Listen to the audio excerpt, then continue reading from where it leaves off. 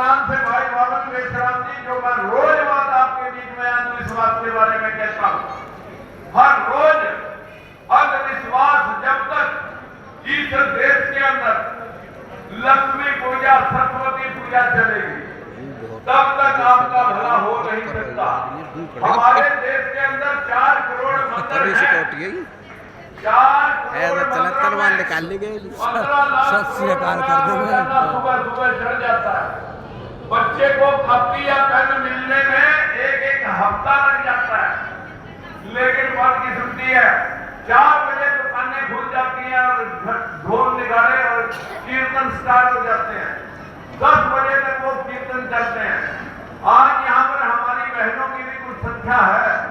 मैं अपनी बहनों से विनती करूंगा कि आपको बाबा साहब ने संविधान में पढ़ने लिखने के साथ साथ वोट का अधिकार दिया, पति की पिता की जदाद में अधिकार दिया, आपको दासी प्रथा से वो मुक्ति दिलाई, सती प्रथा से मुक्ति दिलवाई। आप संविधान पढ़ करके एसपी बन सकती है, डीसी बन सकती है, इस देश की राष्ट्रपति, प्राइम मिनिस्टर और चीफ मिनिस्टर बन सकती हैं। आप इस देश में जज बन सकती हैं, लेकिन किसी मंदिर की महंत नहीं बन सकती। बदकिस्मती है कि हमारी समाज की जो 50% आबादी है वो महिलाओं की है, जो आज भी मंदिर की आस्था में मानसिक गुलामी की शिकार हुई है। आप लोगों को पूजा पाठ के नाम पर लूटा गया, स्वर्ग नर्क के नाम पर लूटा गया। एक दिन मथुरा और वृंदावन के कुछ लोग, मैंने जब कहा रामायण महाभारत इस देश में हुई ही नहीं, हमारे देश की लड़ाई सिंह यादव की किताब को आप पढ़ लो, 19 नवंबर 1976 का फैसला पढ़ लो, और मेरे हाथ में ये पेपर है, ये मैं साथ में लेके आता हूं। ललाई सिंह यादव की किताब पर जो फैसला आया कि इस देश में जो इतिहास था, महात्मा ज्योतिबा फूले, बाबा साहब भीमराव अम्बेडकर या उनके इष्टों का, उनके भगवानों का या उनके प्रेरणा स्रोतों का, गौतम बुद्ध का, चंद्रगुप्त मौर्य अशोक सम्राट का, उस इतिहास को मिटाने के लिए जब कलिंगा के युद्ध में अशोक सम्राट ने तलवार फेंक दी और युद्ध ना करने का संकल्प लिया, उसके बाद 7 राजा और हुए अशोक सम्राट की वंशावली। अशोक सम्राट की वंशावली का आखिरी राजा बृहदत्त मौर्य हुआ। उस बृहदत्त मौर्य के दरबार में पुष्यमित्र एक मनुवादी साथियों दरबारी लेखक था, जिसकी लड़की सुंदर थी, राजा के साथ शादी करके और सेनापति का खिताब ले लिया। सेना ने अपनी भर ली और राजा का कत्ल कर दिया और वहां से राजधानी शिफ्ट करके अयोध्या बसाई।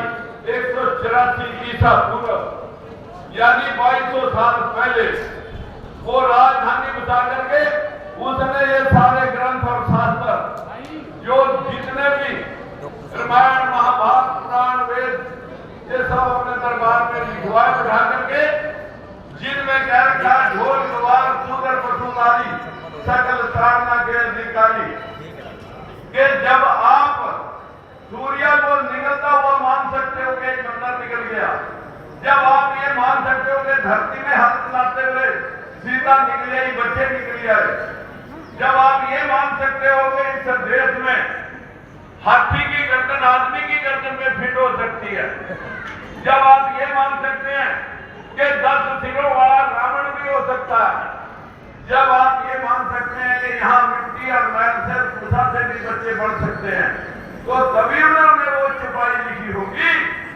जिस चौपाई में लिख रखा कि ढोल गवार सूत्र पशु नारी सकल ताड़ना के अधिकारी। मेरे भाइयों मेरी बहनों, आज सारा समय मैं बाबन मेश्राम जी को ही दे देता हूं। मैं अपनी बात एक कॉपी में आज आपको देके जाऊंगा। मैंने रथ यात्रा के माध्यम से पूरा हरियाणा कवर किया, लेकिन राजकुमार सैनी के साथ अभी बैकवर्ड समाज के लोग बाहर आकर के चुपके में कहीं अकेले में घर के बात करते हैं, कभी कहीं कांग्रेस वाले या बीजेपी वाले उनको देख न ले। जब तक आपका ये रवैया रहेगा, जब तक आपकी ये सोच रहेगी, तब तक हम आपको इंसाफ नहीं दिला साथियों, हमें राज की भूख नहीं है। राज मैंने बंसीलाल के पास छोड़ा मंत्री पद, जब आपके साथ भेदभाव हो रहा था। चौटाला के पास छोड़ा जब भेदभाव हो रहा था, और बीजेपी में छोड़ा जब भेदभाव हो रहा था। भेदभाव के खिलाफ हमने एक ऐलान कर रखा कि जनगणना कराओ, जिसकी जैसी संख्या भारी वैसी उसकी हिस्सेदारी 100% आरक्षण करो।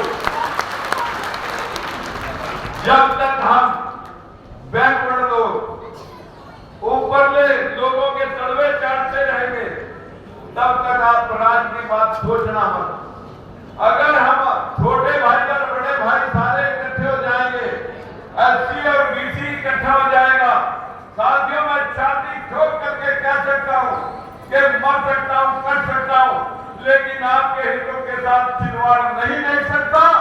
जब तक लड़ाई में जब तक घर के अंदर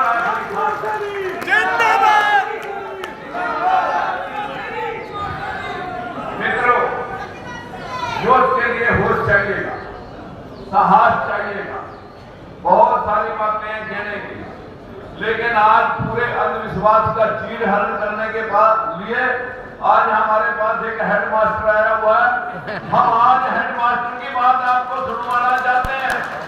अगर मेरी बात सुनने में आपको कहीं तकलीफ होती है तो हमारे हेडमास्टर की बात सुन करके उसको फॉलो कर लेना।